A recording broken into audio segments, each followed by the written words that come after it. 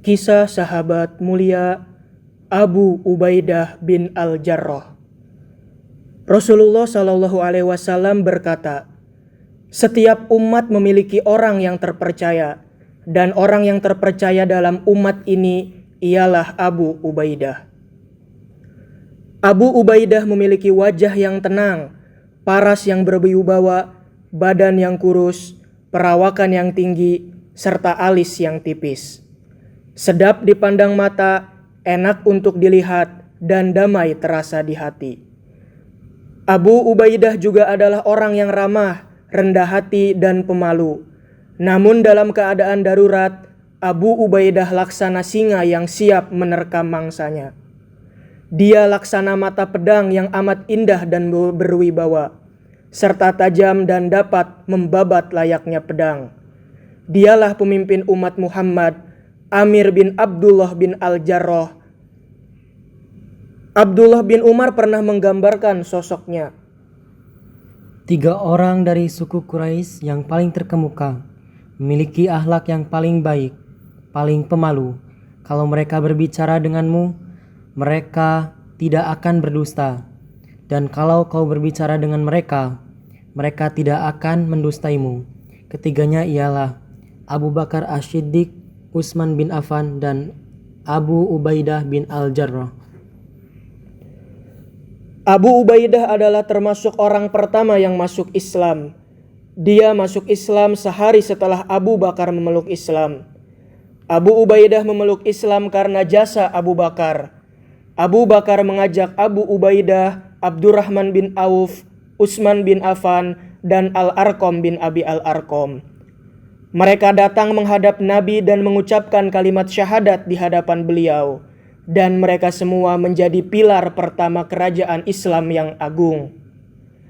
Abu Ubaidah mengalami pengalaman keras yang dirasakan kaum muslim sewaktu berada di Mekah sejak pertama hingga akhir.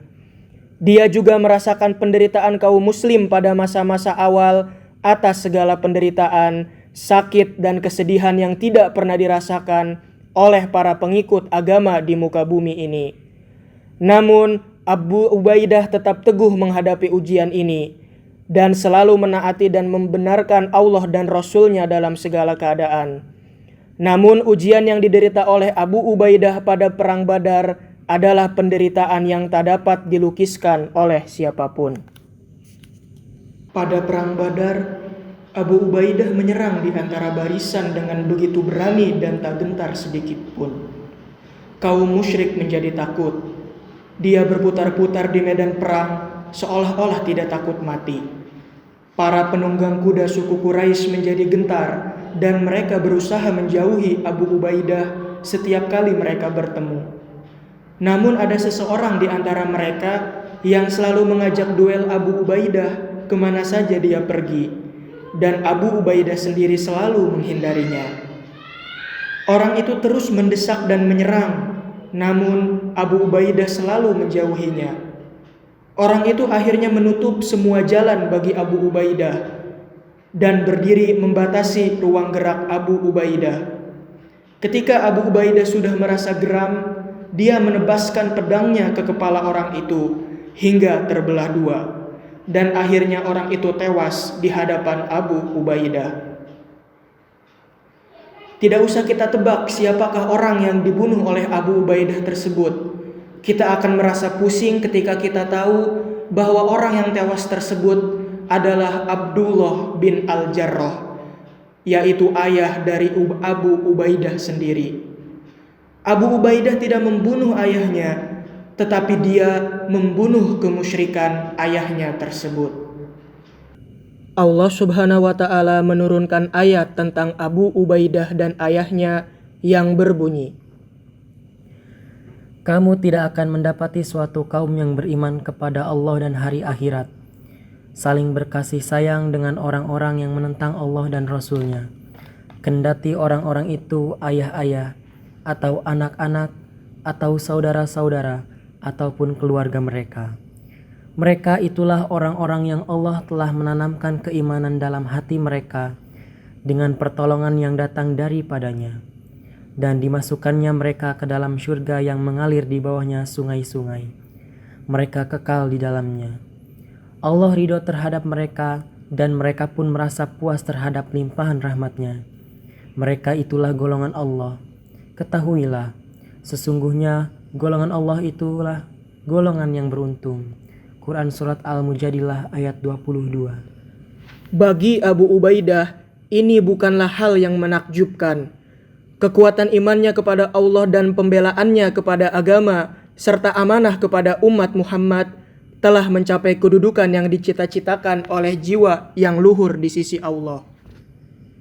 Muhammad bin Ja'far berkisah, sebuah rombongan Nasrani datang kepada Nabi dan mereka berkata, "Wahai Abu Qasim, utuslah kepada kami salah seorang sahabatmu yang kau sukai untuk memutuskan sebuah perkara tentang harta kami yang membuat kami menjadi berselisih. Sebab kalian, wahai kaum muslim, adalah orang-orang yang kami sukai." Rasulullah SAW langsung menjawab, Datanglah kepadaku malam hari, nanti akan kuutus seorang lelaki yang kuat dan terpercaya kepada kalian. Umar bin Khattab berucap, Maka aku pergi sholat zuhur lebih awal, dan aku tidak pernah berharap mendapatkan jabatan pada hari itu. Kecuali pada hari itu, aku menjadi orang yang ditunjuk untuk menyelesaikan perkara ini. Begitu Rasulullah SAW menyelesaikan sholat zuhur, beliau menengok ke arah kanan dan ke arah kiri. Aku berusaha menegakkan badanku agar beliau melihatku. Beliau tetap saja mengedarkan pandangan kepada kami, sehingga beliau melihat ke arah Abu Ubaidah bin Al-Jarrah.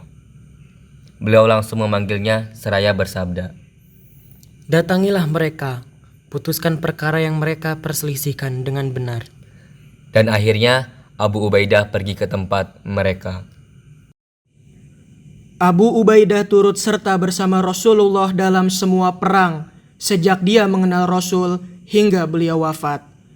Pada hari pembaiatan Abu Bakar As-Siddiq sebagai khalifah pengganti Rasulullah, Umar bin Khattab berkata kepada Abu Ubaidah, Ulurkan tanganmu supaya bisa kubaiat, sebab aku pernah mendengar Rasulullah SAW bersabda, setiap umat punya orang yang terpercaya, dan kau orang yang terpercaya umat ini.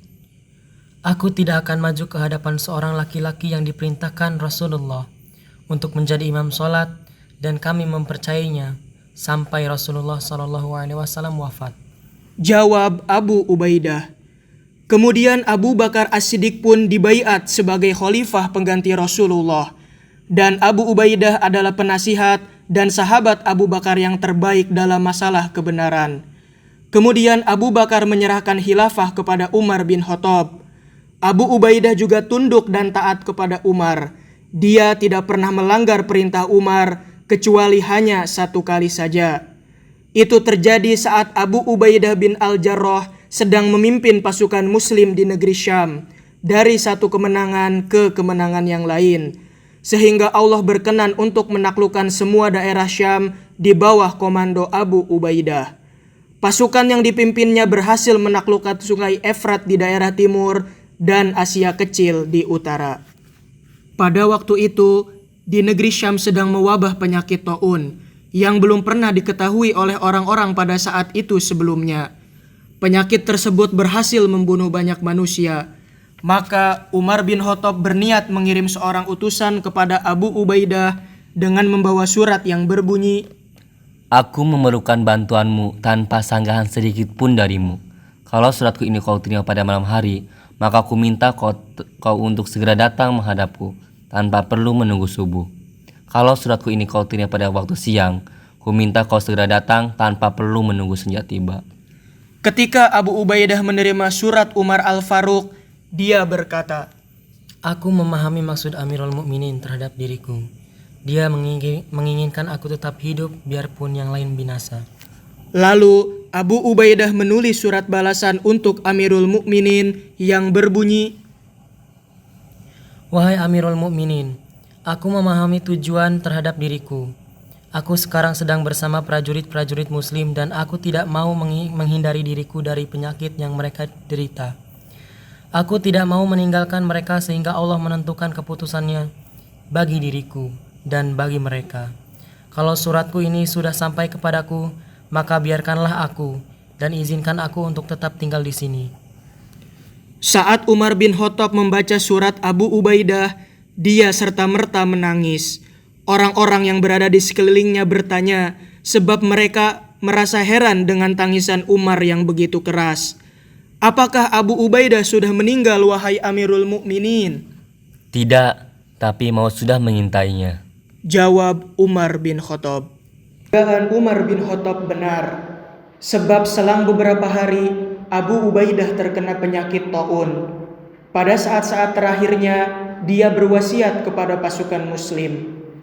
Aku berwasiat kepada kalian, kalau kalian menerimanya, kalian akan selalu berada dalam kebaikan. Dirikanlah sholat, tunaikan zakat, jalankan puasa Ramadan, bersedekah, berhaji dan berumroh, saling mengingatkan, dan taatlah kepada pemimpin kalian dan jangan kalian melanggarnya. Janganlah dunia melalaikan kalian, sebab biarpun seseorang diberi umur 1000 tahun, maka pasti dia akan merasakan sakaratul maut seperti yang aku rasakan ini. Allah sudah menetapkan kematian kepada anak Adam, dan mereka semua pasti akan mati. Yang paling bijak di antara mereka ialah yang paling taat kepada Allah dan yang paling menyadari hari pembalasan. Lalu Abu Ubaidah menoleh ke arah Mu'az bin Jabal dan berkata, "Wahai Mu'az, imamilah orang-orang untuk sholat." Ketika dia menghembuskan napas terakhir, Mu'az berdiri dan berseru, "Wahai orang-orang sekalian, kalian sudah dikejutkan oleh seorang laki-laki yang demi Allah, aku tidak tahu bahwa aku pernah melihat laki-laki yang begitu lapang dada, selalu menjauhi rasa dengki dan berpesan tentang umat ini yang lebih baik dari Abu Ubaidah bin Jarrah. Maka mohonkanlah rahmat Allah baginya, dan semoga Allah merahmati kalian semua. Wallahu a'lamu bishawab."